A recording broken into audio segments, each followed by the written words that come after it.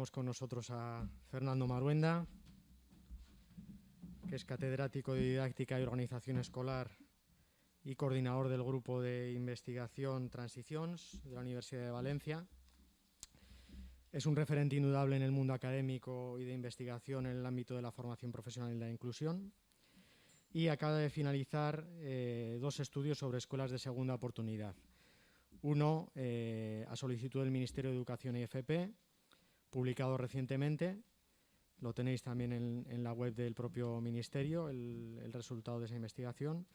Y otro que han elaborado para la Asociación Española de Escuelas de Segunda Oportunidad acerca del modelo, el colectivo y los resultados de este tipo de escuelas en España, que está pendiente de publicación. Acaba de iniciar además un estudio de investigación y desarrollo para estudiar el ajuste entre la oferta y la demanda en las escuelas de segunda oportunidad en España, y nos va a presentar en su comunicación pues, los datos más relevantes de estos 2 estudios y las conclusiones principales sobre ellos. Entonces, tuya es la palabra, Fernando. Muy bien, pues muchas gracias. Yo aprovecho para deciros que supongo que ha quedado grabado lo que acabáis de contar y no sé si este viernes o el martes que viene lo pondré en mi clase en la universidad para que la gente también lo escuche, ¿no? Lo que voy a contaros a continuación son 2 cosas distintas. Primero, situar un poco, porque me avisaron desde Peñascal que no toda la gente que estáis en la sala conocéis bien lo que son y cómo funcionan las escuelas de segunda oportunidad. Entonces, 2 pinceladas iniciales y luego ya plantearos información sobre los estudios, ¿no? Y esa presentación de los estudios, bueno, pues va a tener un poco 2 partes. Una primera sobre quiénes son los jóvenes, cuáles son sus trayectorias previas y por qué siguen ahora estudiando en segunda oportunidad cuando se habían descolgado del sistema escolar. Y bueno, pues lo que voy a contar va a ser resultado de una investigación, pero creo que lo que acabamos de escuchar por parte de quienes lo acabamos de escuchar, pues también es un buen reflejo de esto, ahora veréis, ¿no? Y luego, en segundo lugar, también otra parte sobre cómo se concreta el modelo de segunda oportunidad, quiénes son las escuelas de segunda oportunidad, cómo son como organizaciones, qué es lo que ofrecen a la gente para que pueda cursarlos, ¿no? Y un poco cómo trabajan y, por lo tanto, qué efectos tienen sobre estos jóvenes, ¿no? Cómo están resultando. Y luego acabaré muy brevemente con unas pinceladas de conclusiones. En realidad, en el documento que tenéis hay alguna más, pero creo que me voy a quedar sobre todo refiriéndome a los principios, ¿no? Para así situar un poco. Si vamos al principio, a lo que son las escuelas de segunda oportunidad, los 5 principios de los que se dotó la asociación cuando en el año 2016 seis entidades promovieron el funcionamiento de la puesta en marcha de la Asociación Española de Escuelas de Segunda Oportunidad. Eran estos 5 de aquí.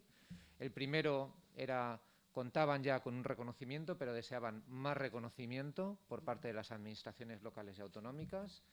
El segundo, el objetivo que unía a todas estas escuelas era la integración profesional y social duradera de los jóvenes que estaban ya fuera del sistema. Fijaos que usaban la palabra de duradera y no estable, ¿no?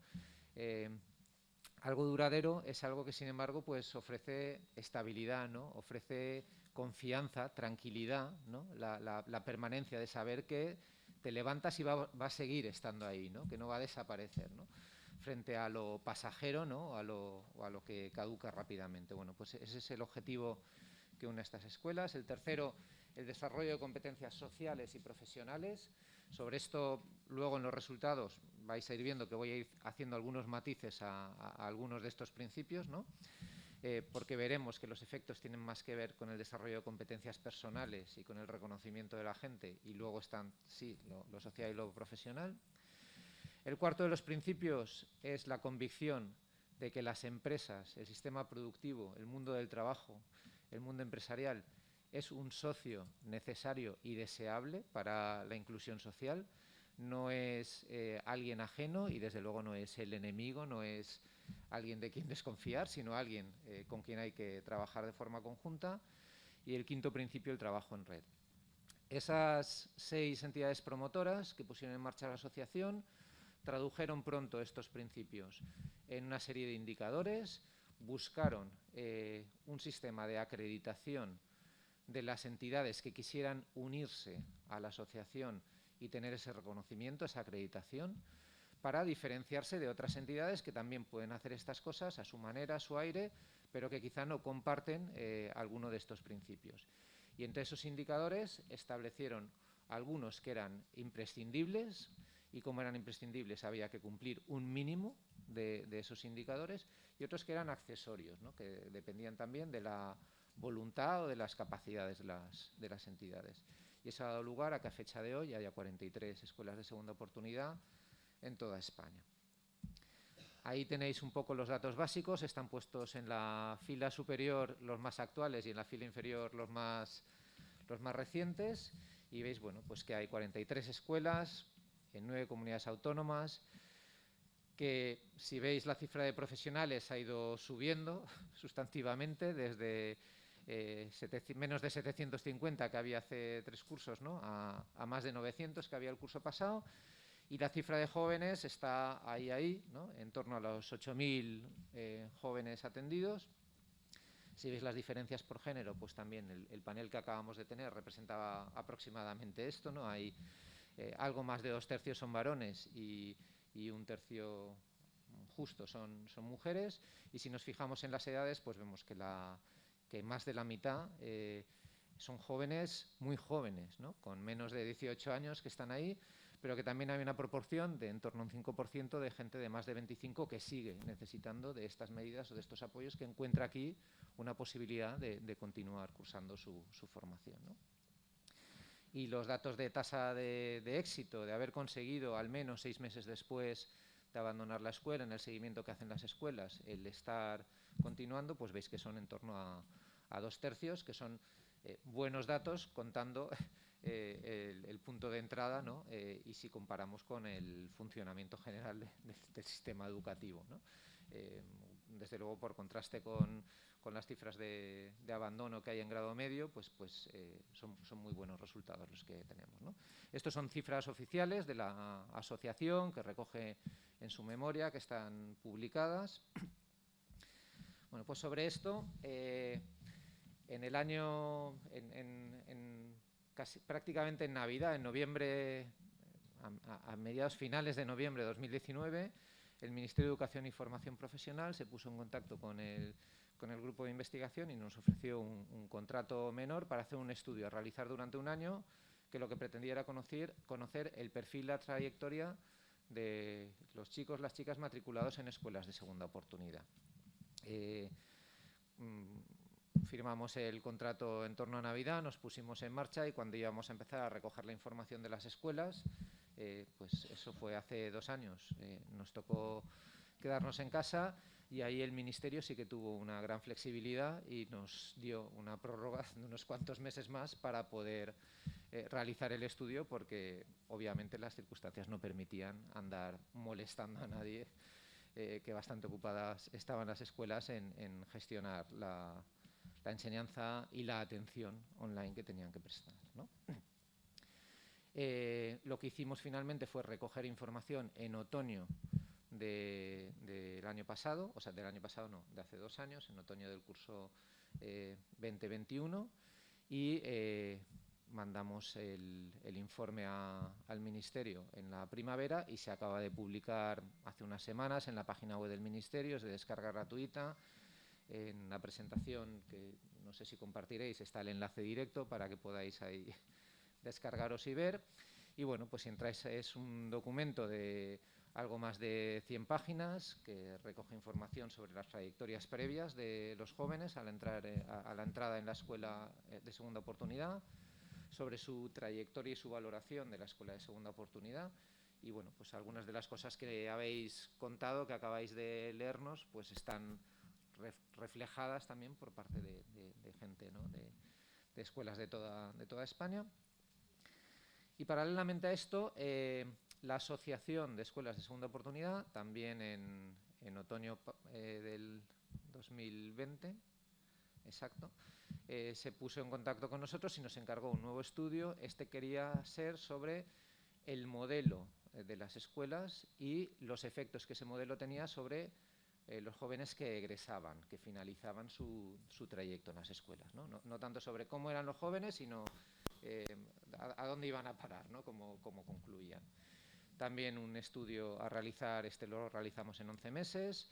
Empezamos a recoger la información, en este caso, en pasadas Navidades, o sea, no abusamos, aunque estuvimos ahí al límite con las escuelas de segunda oportunidad, porque que nos consta a nosotros, al menos en este curso pasado, en el 2021, hubo, por lo menos en algunas comunidades autónomas, hasta 5 estudios distintos a la vez, ¿no? Sobre orientación en las escuelas, el del Ministerio, el de la asociación, otro más sobre orientación en otro lugar, sobre las escuelas en un territorio particular. Bueno, pues había ahí un poco de saturación, ¿no?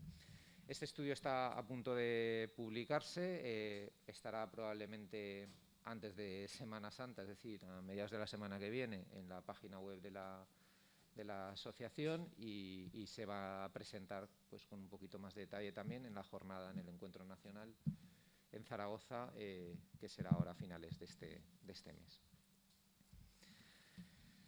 ¿En qué condiciones hemos tenido que hacer los estudios? Bueno, pues los hemos hecho en el curso 2021, recogiendo información de jóvenes, de equipos directivos y de profesionales. Eso quiere decir que la mayor parte de información que hemos recogido ha sido información online, por vía de cuestionarios, pero también las entrevistas, los grupos de discusión han sido con pantalla de por medio. Y ahí, bueno, pues también una idea de quiénes pueden haber respondido, ¿no? Por parte, desde luego, de las escuelas ha habido muy buena respuesta de equipos educativos y de equipos directivos que se han implicado en gestionar esto. Y por parte de los jóvenes, bueno, pues jóvenes como los que acabamos de escuchar, que estabais en vuestras escuelas, en vuestros talleres, en vuestra formación, y que habéis tenido a bien pues entrar, ¿no? Dedicar más horas por medio de la pantalla a responder a preguntas que venía gente de la universidad a hacer, ¿no? Para el estudio del Ministerio, el estudio constó de un cuestionario al que respondieron 2.024 de los casi 8.000 jóvenes que habían matriculado el curso pasado, lo cual quiere decir que es una tasa de respuesta muy buena, de 40 escuelas de segunda oportunidad.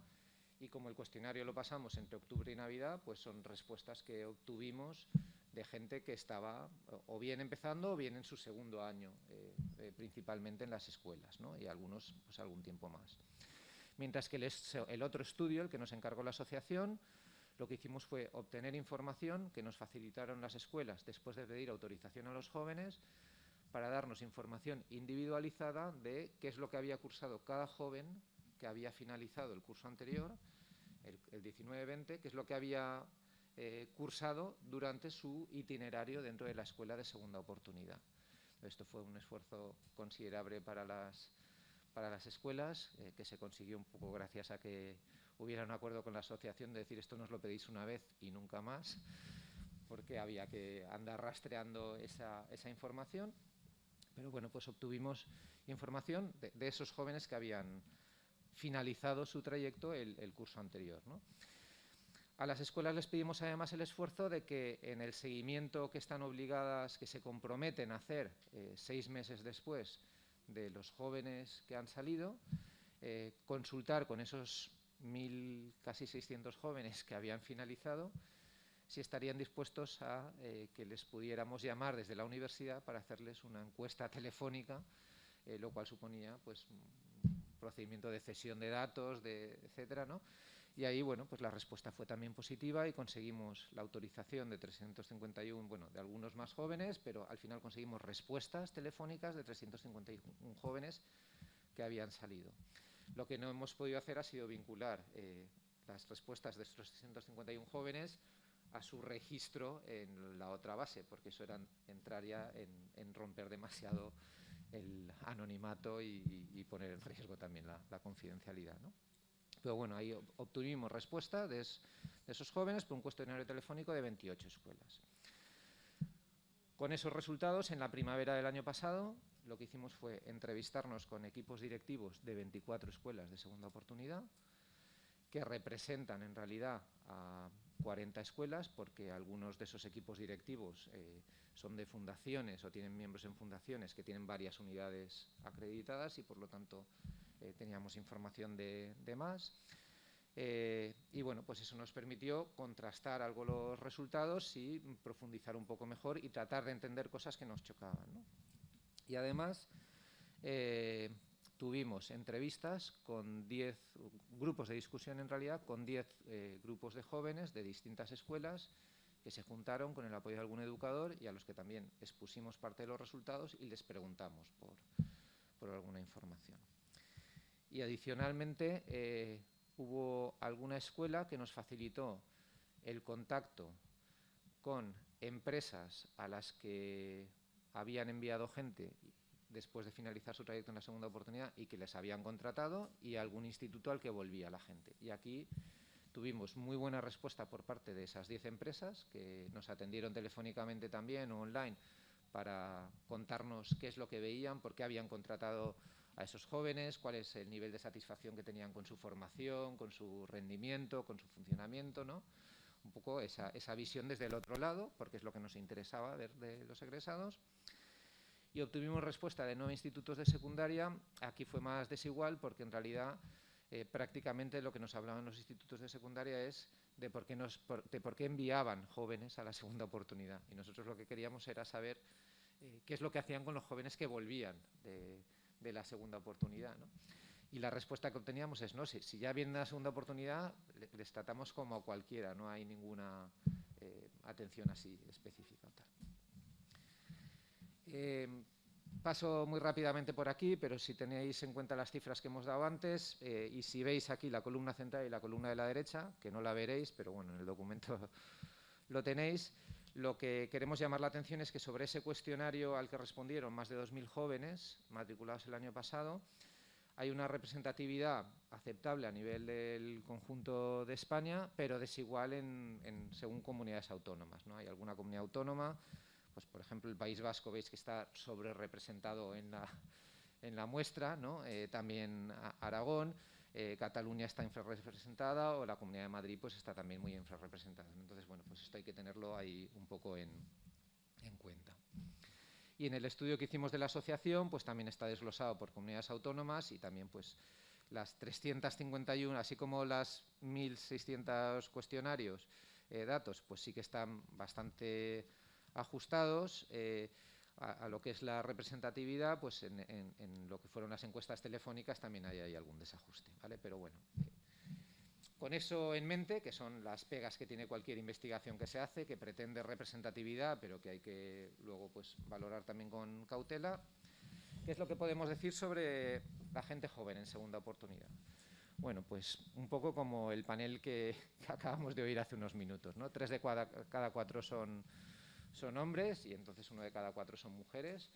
¿Por qué? Porque los hombres lo necesitan más, porque las mujeres están en otro sitio, porque no vienen aquí, porque lo que ofertamos en materia de cualificación profesional no es suficientemente atractivo. Bueno, pues hay una cuestión que valorar, ¿no? Pero obviamente, aunque también el fracaso escolar es mayor en los hombres que en las mujeres, bueno, pues no se recoge o no llega a la segunda oportunidad en los mismos términos en los que existe en la realidad. Y eso es un elemento para reflexionar, ¿no? 4 de cada 5 son muy jóvenes, o sea, es gente que está al principio, y eso explica también algo que vemos ahora a continuación, y es que para mucha gente en realidad la segunda oportunidad es continuidad al abandono del sistema escolar. El ser tan jóvenes hace que no pasen 1 año o 2 años fuera, en su mayoría, sino que acaban desganados, desmotivados, bueno, pues nos acaban de decir, ¿no?, con qué sensaciones salen, y de ahí se incorporan a la segunda oportunidad, y sin embargo en la segunda oportunidad pues sí que siguen, ¿no? La mitad aproximadamente de los datos de nuestra encuesta decía que son de origen migrante, y 1/3 no tienen el castellano como lengua materna, ¿no?, como lengua propia. Y bueno, pues también, de nuevo, el panel que acabamos de escuchar un poco da esa imagen, ¿no?, y transmite esa información. Y algo que es muy llamativo junto con la lengua propia, porque la lengua materna y el acceso a la lengua es una clave básica para poder permanecer y continuar en el sistema escolar, es que 1/3 de estos jóvenes no viven con su familia de origen, ¿no? Y eso quiere decir que gente tan joven, en una edad como es la adolescencia, con todo lo que conlleva, no dispone del entorno en el que por afecto o por confrontación vas tomando decisiones que te ayudan a transitar a la vida adulta, ¿no? Es un número muy considerable y por lo tanto eso tenemos que tenerlo en cuenta también para entender luego qué es lo que ofrece el modelo y qué es lo que quizá pues en el sistema escolar a lo mejor no se tiene en cuenta, ¿no? Y entonces pues también explica algunas cosas. Una parte considerable de los jóvenes que están en segunda oportunidad, ahí hay que pensar de nuevo en la población de origen migrante, ha tenido una incorporación tardía al sistema educativo español, porque o ha venido de procesos migratorios, ha estado dando tumbo hasta que no se ha sentado y entonces, bueno, pues eso explica también un poco la sensación de quedarse al margen de ese sistema. Como os decía, hay continuidad, salvo para los jóvenes mayores de 20 años que están en las escuelas de segunda oportunidad, en los que sí que ha habido una ruptura más clara, ¿no? y un periodo sin escolaridad. En el cuestionario que preparamos para el Ministerio incorporamos algunas preguntas. Bueno, el cuestionario está anexado al informe, o sea que podéis ver qué es lo que preguntamos, está la ficha metodológica, etc. Había algunas preguntas sobre el uso del tiempo libre y lo que concluimos es que es el uso habitual que hacen, o sea, los jóvenes que venís a segunda oportunidad, tenéis unas prácticas de ocio semejantes a mis hijos, a los de Roberto, a los de, pues no sé, como cualquiera, ¿no? Y solo 1 de cada 5 tiene conductas de riesgos que se podrían denominar como tales, ¿no? De consumos, de tal, que si se tiene en cuenta que hay prácticamente un 10% de jóvenes que tienen medidas judiciales y que están ahí y que por lo tanto puede explicar que esas conductas de riesgo pues hayan sido también en el pasado tal, bueno, pues no es llamativo, ¿no? Entonces, bueno, pues ese es el retrato de esa juventud, que por una parte es juventud como cualquier otra y por otra tiene unas condiciones vitales pues que marcan bastante las posibilidades que pueden tener. Sobre su trayectoria previa. Bueno, pues la trayectoria previa nos indica que ya había un 11% de los jóvenes que están ahora en segunda oportunidad que eran absentistas en primaria, ¿no? Y esto un poco, pues, igual como se dice que en según qué cáncer, qué tipos de cáncer, una detección precoz es lo que facilita el que aquello no vaya más, ¿no? Y el poder resolver y sobrevivir tranquilamente y bien al cáncer. Bueno, pues en el caso del absentismo en primaria, si esto se detectara, se trabajara, pues seguramente evitaría esta progresión, ¿no? El absentismo en secundaria se aumenta, se triplica, ¿no? Y llega ya a más de 1/3, lo cual quiere decir también, por otra parte, que 2/3 de la población matriculada en las escuelas de segunda oportunidad no tenía tampoco absentismo, o sea, iba a la escuela, pero había algo que no le encajaba, ¿no? En lo que la escuela le ofrecía y entonces, bueno, pues hay que tener esto en cuenta también. Solo un 8% y un 11% para primaria y secundaria valoran que lo que hacían, que lo que aprendían allí era inútil, no servía para nada, o sea que mayoritariamente la gente que está en segunda oportunidad dice, no, si lo que nos enseñaban, lo que se hacía era valioso, no es que fuera algo ajeno a nuestras vidas, no es desafiliación hacia el contenido de lo que se podía hacer, ¿no? Y puestos en esos grupos de discusión, en esa información más cualitativa, pues a saber, ¿no? Consideran la escuela más aburrida que mala. O sea, no es que... Y bueno, pues esto es algo también a tener en cuenta. Por contraste, si nos fijamos cuando están en segunda oportunidad, en cómo valoran su experiencia de segunda oportunidad, recordad aquí que la información está obtenida en otoño, es decir, a principio de curso, ¿de acuerdo? Bueno, pues el 44% dice que acuden porque lo que hacen en la segunda oportunidad lo ven útil. Eso está muy bien porque es un porcentaje amplio. También nos preguntamos, ¿y por qué el 56% no ha dicho que es útil, ¿no? Y sin embargo está yendo y acude, ¿no? El 33%, un tercio, acude porque se siente satisfecho con cómo le enseñan, ¿no? Porque valora la metodología, lo que se está haciendo, etc. Y en general, mayoritariamente, tienen la sensación de que la segunda oportunidad sirve, les gusta lo que hacen, la gente con la que se encuentran, el trato que reciben, y tienen la sensación de que aprenden. Dicho de otra forma, se sienten reconocidos, se sienten competentes, capaces, ¿no? Y entonces pues ven ahí una posibilidad de continuar aprendiendo, ¿no? Y sin embargo, aquí ya salto de la información del estudio del Ministerio a la del estudio de egresados, hay un 25%, una cuarta parte, que medio año después de haber dejado la escuela de segunda oportunidad, de haber acabado bien su trayecto, está sin trabajar ni estudiar, ¿no? Que es una cuestión que tendría que pensar el sistema escolar, que tendríamos que pensar desde segunda oportunidad para ver qué es lo que podemos hacer, ¿no? Porque podemos felicitarnos de que eso quiere decir que hay 3/4 partes que sí que están haciéndolo después de la trayectoria previa, y eso es muy loable, ¿no? Pero bueno, algo que caracteriza a la segunda oportunidad es el no dejar a nadie atrás, ¿no? Y entonces pues el querer que toda la población vuelva a eso, ¿no? Me han salido aquí un par de rayas raras por arriba. Si vemos lo que son las expectativas de la gente, ¿no? Lo que deseaban hacer, veis que en la columna de la izquierda lo que dice es volver a estudiar, en la columna central ponerme a trabajar, y en la columna de la derecha tomar decisiones sobre mi vida personal. Y las dos filas importantes son los dos bloques de arriba, el más clarito y, ¿no?, los dos azules más claros, que son mucho o bastante. Entonces, ¿qué nos dice esta tabla? Pues que para más del 80% de los jóvenes en segunda oportunidad, su intención básicamente es ponerse a trabajar al finalizar la segunda oportunidad. Para también prácticamente un 80%, su intención es aprovechar la segunda oportunidad para tomar decisiones sobre su vida, ¿vale? Y esto no estaba en la formulación de los 5 principios. ¿Os acordáis que el de las competencias era competencias sociales y competencias profesionales, ¿no? Bueno, pues hay una expectativa importante de aclararse con su vida, de tomar decisiones, de saber qué querer hacer, ¿no? De tomar un poco las riendas, de ganar esa autonomía personal. Y sin embargo, pues es poco más del 50% los que tienen como expectativa seguir estudiando o volver a estudiar, ¿vale? Esa es su expectativa. Luego ya veremos cómo las expectativas igual no se corresponden con la realidad. Ese es un poco el plan, y luego queda un 6% de gente que no sabe bien qué es lo que hacer, ¿no?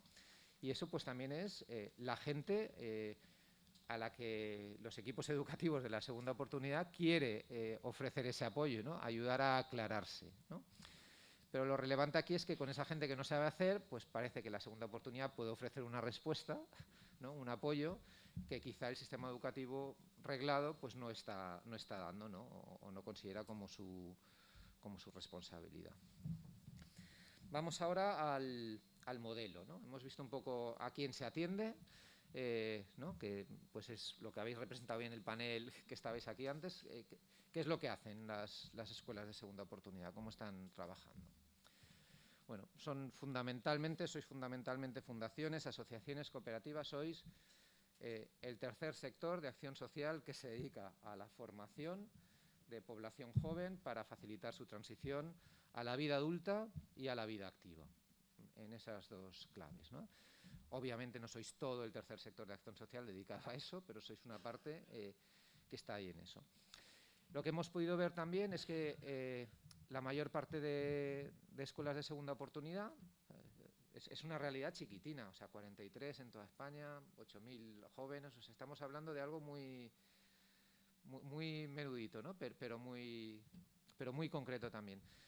Bueno, pues estas 43 escuelas, unidades, son catalizadoras en su territorio. Tienen reconocimiento como agentes activos. Peñascal, decís al principio, tiene 36 años, ¿no? Bueno, pues a lo largo de esas 3, 4, 5 décadas, según las entidades, os habéis ido ganando una fama, un buen hacer en la comunidad, en desarrollo comunitario, en desarrollo local, en acciones con las personas, en formación, en atención a los jóvenes. Entonces, bueno, pues tenéis ahí ese papel un poco de pivote también, ¿no? De conocer bien los recursos y de dinamizar otros recursos, de no trabajar a solas, sino de liar a otra gente a que se ponga a trabajar por el mismo propósito, ¿no? Conscientes de la necesidad de ese trabajo en red. Son también las escuelas de segunda oportunidad, estas 43 escuelas que con todo el trabajo que están haciendo y que tienen, se complican la vida en procesos de mejora continua. Sois escuelas de culo inquieto. Que no os conformáis con esto ya nos funciona, pues seguimos haciéndolo, sino que estáis buscando nuevas formas de hacer para llegar a quienes veis que también os cuesta más, ¿no? Y entonces, bueno, pues ahí hay un trabajo potente, ¿no? Y esto llama la atención, a mí desde luego me llama la atención por contraste con mi universidad, pero también pues llama la atención por contraste con algunos centros de enseñanza, donde cada vez que hay un proceso de auditoría, alguna incorporación de medidas de calidad, una normativa nueva que se aprueba, algo que la primera reacción siempre es de resistencia, ¿no? Si estábamos bien como estábamos, dejadnos, ¿no? Y sin embargo aquí la iniciativa es la de tratar de afinar, ¿no? Hay mucha coordinación interna, hay un trabajo inmenso y eso sucede tanto en las escuelas que tienen 40 jóvenes como en escuelas que tienen 1000 jóvenes. El equipo educativo es un equipo que está coordinado, bien engranado, que está al tanto de lo que pasa en el resto de la escuela y que está pendiente de la gente a la que atiende. Obviamente las que tienen 1000 jóvenes no los tienen todos en el mismo centro, sino que los tienen repartidos y entonces, bueno, pues ahí hay una capacidad de atención. Obviamente, parte de esto se comprende gracias a la sobrecarga de trabajo que lleva el personal que está trabajando en las entidades y en las escuelas, ¿no? ¿Por qué? Pues porque está asumiendo muchos frentes, ¿no? Y esta mañana me fijaba en algún educador que conozco de aquí, que estaba saludándonos y 2 minutos después estaba ahí fuera hablando con un chaval, diciendo no sé qué, pero además estaba organizando, bueno, pues eso, se hacen corresponsables, ¿no? Hay división del trabajo, pero hay corresponsabilidad. Si las organizaciones son así, ¿qué es lo que hacen? Y aquí, bueno, pues hay también sus pros y sus contras, ¿no? Ofrecen una propuesta integral. Saben que están trabajando con jóvenes que vienen, pues como nos han contado hace un rato, y saben que tienen que darles una variedad de posibilidades formativas a esos jóvenes, e incluso de posibilidades no formativas, de condiciones que hagan posible la formación. Sean esas condiciones financieras, sean condiciones jurídicas, sean condiciones de vivienda y habitabilidad, de salud, ¿no? Bueno, pues hay que estar ahí atendiendo a esos otros frentes para que la formación sea posible, ¿no? Para que pueda haber procesos de aprendizaje. Saben que lo que hacen es diferente al instituto. Y aquí, en el estudio, lo que hemos encontrado nos interroga un poco porque en algunas escuelas parece que se tiene demasiado a gala el ser diferente del instituto, y esa diferenciación de lo que se hacía en el sistema escolar a lo que hacemos en segunda oportunidad puede, y digo puede, esto ya no es el estudio, esto es una valoración personal, ¿no?, que esté levantando algo de barrera entre el sistema educativo reglado y el sistema de segunda oportunidad en lugar de hacer de puente. Y puede también que esta forma de diferenciarse tanto del instituto complique luego el regreso al instituto. Y eso pues también es algo que hay que valorar y trabajar porque es uno de los objetivos y es una de las metas, ¿no? Entonces, bueno, pues es una clave ahí para considerar. ¿En qué son diferentes de los institutos, de los centros reglados? Pues en una flexibilidad que se pone de manifiesto tanto en el currículum como en la organización. En el currículum y la organización es en la organización de los espacios, de los tiempos, de los horarios y del currículum, porque, y esto a nosotros nos costó bastante entenderlo y solo fue gracias a las entrevistas con los equipos directivos que acabamos de despejar aquellas dudas, ¿no?, que lo que hay son itinerarios más que programas y que los itinerarios son itinerarios personalizados, y que son personalizados, que nosotros lo oíamos y no nos lo creíamos y al final nos lo acabamos creyendo, es que son personalizados, que cada persona tiene su itinerario, y eso consiste en que en un mismo taller, a una misma hora, hoy que es jueves a las 11 de la mañana, habrá jóvenes que están ahí y que coinciden hoy ahí, pero luego cuando acaben cada uno se va a otra cosa distinta porque es lo que forma parte de su proceso, ¿no? O sea, no hay grupos cómodos de organizar porque es este grupo que desde que entra por la mañana hasta que sale por la tarde va a piñón haciendo lo mismo, ¿no? Y luego la flexibilidad se explica también en el acceso. En cualquier momento del curso puede haber una incorporación en una escuela de segunda oportunidad. No hay periodo de matrícula que se abra y que se cierre. Claro que hay periodo de matrícula para los programas en los que hay alguna financiación de la administración educativa que dice este es el periodo de matrícula y eso. Pero bueno, en cualquier otro momento, si alguien accede a la escuela y la escuela considera que tiene algo que ofrecerle, le permite entrar y empieza a trabajar con esa persona en su itinerario, ¿no? Y lo mismo sucede con la duración. Tú cuando vas al instituto sabes lo que dura un curso. Oíamos antes pues que incluso puede haber modalidades, ¿no? Entonces una FP básica de 2 o una de 3 para según qué personas, ¿no? Pero aquí la duración no la marca el programa, sino que la marca la persona. Y entonces es el itinerario el que dice esto es lo que tiene que durar, ¿no? Revisable y tal, pero ahí da. Y todo en definitiva consiste en que es la persona, el joven, la joven, lo que se antepone al contenido, ¿no? En el triángulo elemental de la enseñanza, quien enseña a quien aprende y quien enseña tiene que enseñar a quien aprende, pues aquí el eje está no en lo que hay que aprender, sino en a quién tenemos que formar, ¿no? A quién hay que enseñar. ¿Cómo funcionan? Funcionan de forma personalizada, gracias a esa flexibilidad. Funcionan por medio de acuerdos, no de imposición. La gente hace lo que está dispuesta a hacer, lo que da su consentimiento a hacer. Es verdad que hasta qué medida, hasta qué punto un chaval de 16, 17 años le ponen algo delante y le dicen ¿es esto lo que quieres? Da tu consentimiento, di que sí. Dice que sí, después de estar años acostumbrado a que lo que le ponen delante es lo que se tenía que comer y ya está, ¿no? Pero hay un proceso de acuerdo y de revisión de esos acuerdos para ir ajustando y para ir personalizando. Entonces, bueno, pues un trabajo importante, ¿no? Eso, obviamente, va de la mano del reconocimiento, de darse cuenta de que a quien tenemos delante es a una persona que se está formando, que sabe lo que quiere o no sabe lo que quiere, pero quiere llegar a saber qué es lo que quiere y por lo tanto hay que ayudarle a aclararse, ¿no? Y entonces ese reconocimiento personal, ese sentir que cuento para alguien es muy relevante para gente a la que se le ha etiquetado de marginal, de incapaz, ¿no? O a gente a la que se le ha repetido para qué no servía, ¿no? O qué es lo que hacía mal. Y entonces, bueno, pues ahí esa vinculación afectiva es importante. Eso se consigue por medio de un compromiso profesional, de una vocación educativa que está muy presente entre los miembros de los equipos educativos y eso pues también es relevante y quizá esa vocación educativa no se puede dar tan por supuesta en el sistema educativo en general, ¿no?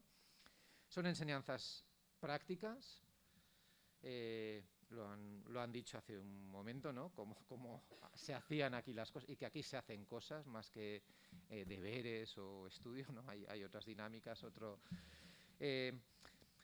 y son enseñanzas prácticas en la segunda oportunidad. Luego, lo que hemos visto es que a pesar de que uno de los principios es la colaboración con las empresas, resulta que al final lo que hemos encontrado es que un tercio de los jóvenes en segunda oportunidad están haciendo prácticas en empresas, y eso quiere decir que hay 2/3 que no llegan a esa parte, ¿no?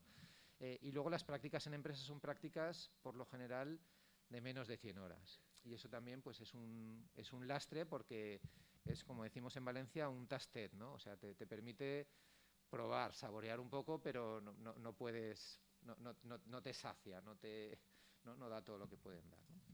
Y luego, bueno, pues hay mucha diversificación, obviamente, ¿vale?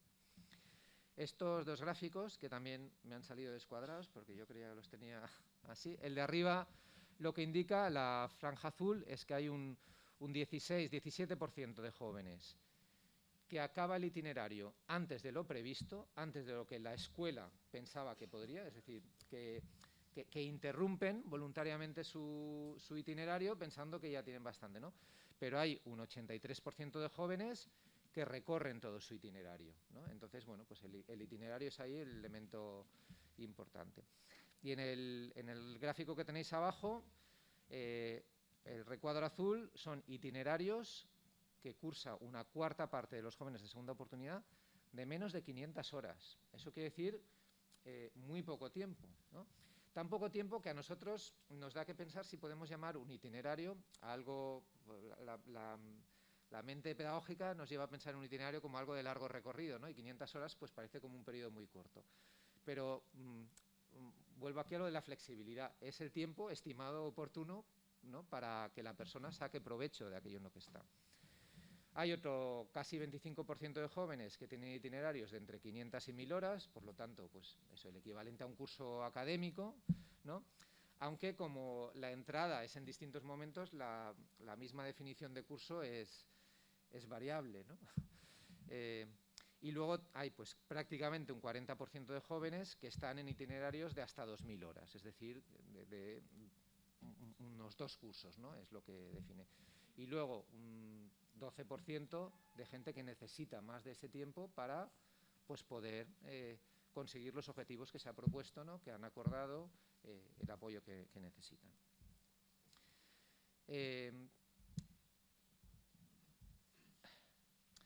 Voy a ir acabando ya porque veo que me acerco a la hora que teníamos prevista y lo de antes ha sido muy interesante y lo de después seguro que también va a serlo, y porque además mi intención hoy... 10 minutos. Ah, vale, bueno. Pero además mi intención era, sobre todo, invitaros a que, si esto os abre un poco el apetito, pues entréis a la página del Ministerio, os descarguéis el informe y lo podáis leer, discutir, etcétera. Tengo que decir también que estamos muy satisfechos de que el Ministerio haya publicado el informe íntegro, y aunque diga que, como siempre, los organismos oficiales, que no se hace responsable de lo que se dice, pero había una sección en el informe que incluía recomendaciones al propio Ministerio de Educación y también ha quedado publicada, ¿no? Y entonces, bueno, pues está ahí recogida. Y bueno, pues también espero que dentro de unos días, bueno, que entréis ya a la web de la asociación hasta que veáis que está descargable el otro informe y también os lo leáis, ¿vale? ¿Qué efectos tiene lo que hace la segunda oportunidad? ¿Qué es lo que consigue? ¿Os acordáis que hace un rato veíamos sus expectativas? Las expectativas de la mayor parte de gente era volver a ir a trabajar, sobre todo. Muchas expectativas también de encontrar aquí un lugar en el que yo me asiente, ¿no? En el que llegue a ser un poco la persona en la que me quiero convertir, en la que salga con las cosas claras. Y una parte más reducida de gente que decía, bueno, pues yo querría volver a estudiar, ¿no? Bueno, pues cuando preguntamos a los 1500 que pasaron y a los 350 a los que preguntamos por teléfono, ¿y ahora qué es lo que estás haciendo? Pues resulta que encontramos más retorno a la formación que acceso al empleo. Y esto, obviamente, si lo pensamos en clave de esta información la recogimos en primavera pasada, estábamos en el curso 2021 y todavía estábamos sufriendo algunos confinamientos duros, ¿no? Era aquello, se relajaba la ola y entonces parecía que volvíamos a la normalidad y de repente venía otra variante y plan, volvíamos a cerrar. Entonces, bueno, pues el mercado de trabajo todavía no había empezado a recuperarse, como sí que parece que había empezado este año, hasta que llegó la invasión de Ucrania, ¿no? Y entonces, bueno, pues también eso puede explicar en parte esto. Pero también nos da idea de que quizá la gente joven que empieza y se matricula con una expectativa, conforme va avanzando en lo que va cursando, es consciente de que, como nos decía antes el director general, uno empieza por formación básica y puede a partir de ahí trazar una carrera laboral, ¿no? O sea, utilizar la noción de carrera, de vocación, el querer construir a partir de ahí, es decir, bueno, pues yo puede que necesite más formación para entrar también al mercado de trabajo en mejores condiciones, ¿no? Y entonces, bueno, pues eso es una explicación posible, pero es algo que hay que valorar también para poder hacerlo, ¿no? ¿Qué es lo que hemos encontrado, no obstante? Que ese retorno a la formación, que se da con más frecuencia que el acceso al empleo, sucede más fácilmente en la propia entidad o en entidades vinculadas a la propia entidad. Pues yo qué sé, si veo de Don Bosco, ¿no?, en Andalucía, y hay centros de salesianos que tienen formación profesional con grado, pues igual yo no tengo esa oferta, pero la mando, y entonces hay ahí un seguimiento y una continuidad, mientras que volver al sistema educativo reglado, al sistema público, volver al instituto, es bastante más complejo. Y es bastante más complejo, y aquí nos hemos encontrado con eso, la respuesta que nos daban los institutos. Si viene de segunda oportunidad, ya no hay ningún trato, viene como cualquiera, no necesita nada más, porque ya viene en condiciones tal, ¿no? O lo que nos dice la gente egresada que ha vuelto al instituto es que he vuelto al instituto, pero he vuelto a lo mismo que me había dejado 3 años atrás. Y no me sirve.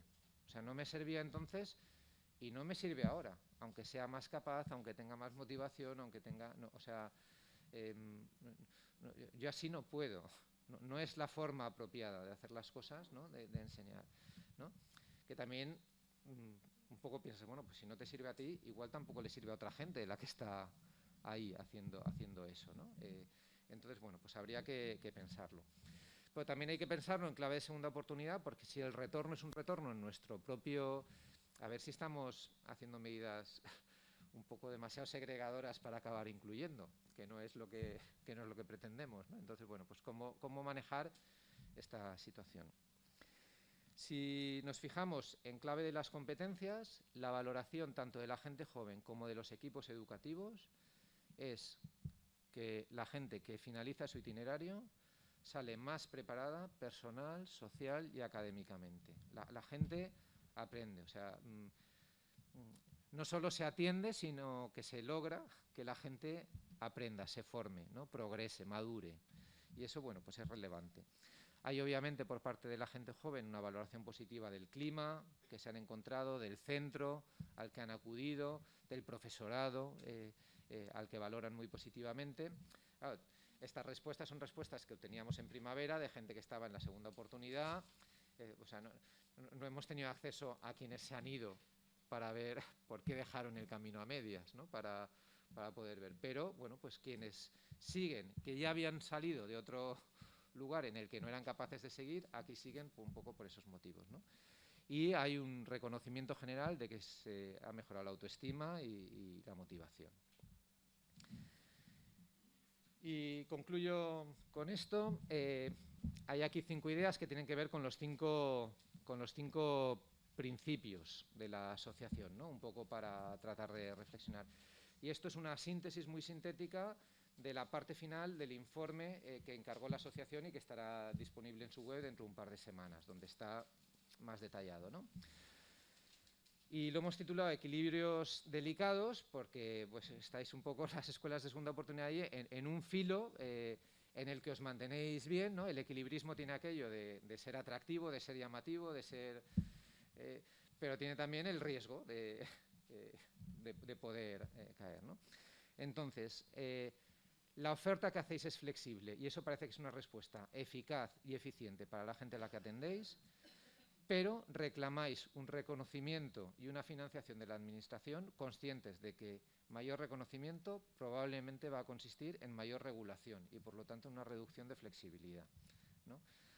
Hace un rato, el director general, que me parece que se ha tenido que ir hace un momento, decía que el sistema tendría que ser riguroso y no tan rígido. Pero decía también que a la Administración le cuesta diferenciar entre rigurosidad y rigidez, ¿no? Y le resulta más cómodo funcionar desde la rigidez. Bueno, pues ahí hay una duda, ¿no? En segundo lugar, por supuesto que ofrecéis itinerarios personalizados, nos habéis convencido de ello, pero vemos que por una parte hay objetivos muy divergentes, la dimensión de personalización está más relevante en las respuestas que quizá en la declaración de principios de la propia asociación. En la asociación se incide mucho en la inclusión duradera en el mercado de trabajo, ¿no? Y, sin embargo, pensamos que tendría que haber más referencia al Sistema Nacional de Cualificaciones Profesionales, ¿no? A estas unidades de competencia que nos planteaba hace un rato el director general, que ya la hay, pero que no la hay en la proporción en la que probablemente debiera de haberla, si ese es el principio, ese es un principio fundamental, ¿no? En tercer lugar, la clave de reconstrucción personal. Se trabaja muy bien, pero hemos encontrado que hay procesos circulares y mucha fragilidad, lo que explica que haya gente que incluso después de la segunda oportunidad siga necesitando apoyos y por lo tanto se vuelve a encontrar en un impasse. Y entonces lo que hay que hacer es aprovechar para sacarla, o sea, que ese impasse no se convierta en una trayectoria errática, sino mantener la línea de reconstrucción que había iniciado la segunda oportunidad. Lo de la empresa, que ya he dicho, es un socio relevante, pero hay que estrechar mucho más los lazos, hay que reforzar mucho más el papel de las prácticas, más prácticas para más gente y de más duración, y a ser posible con contratos de aprendizaje, ¿no? Y luego, bueno, pues respecto al trabajo en red, el trabajo en red, las 43 escuelas a lo largo de estos últimos 5 años han generado un lenguaje común y una identidad compartida, un proceso satisfactorio, valorado positivamente por todas las escuelas, y eso no quita para que siga habiendo una gran variedad de escuelas de segunda oportunidad. Decían un dicho de que no había cosa más distinta a un jesuita que otro jesuita, aunque pudiera parecer que eran todos de lo mismo, ¿no?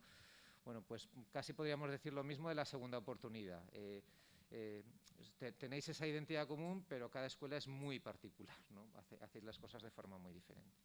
Nada, animaros a ojear los dos estudios y queda a vuestra disposición